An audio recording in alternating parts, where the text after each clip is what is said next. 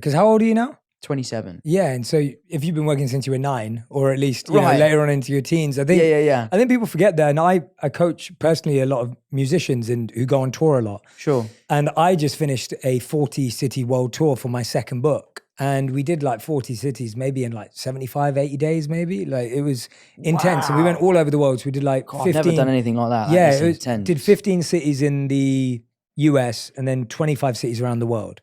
Wow. And so we did everywhere from Paris, Amsterdam, Berlin, Melbourne. We did 3 shows at the Sydney Opera House, Brisbane, did Singapore, did 5 shows in India, did Dubai. Wow. Like it was amazing. I had one of the best experiences of my life. At the same time, I was reflecting on my music clients who have to do 100, 150 shows. Mm-hmm.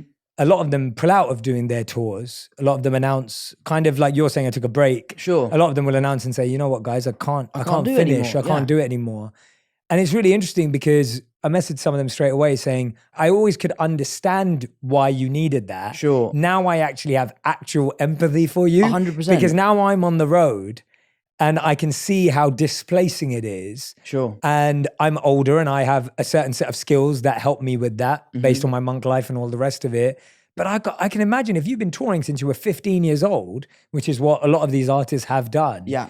You've, like you just said, you grow up on the road. Sure. And then all of a sudden you're like, well, who am I and who are my friends and what is my life? And now everyone that I pay is my friend and that's the only friends I have. And like, you know, and so it's really interesting how when you get a little glimpse into someone's life. And then on the last show I had was in Barcelona.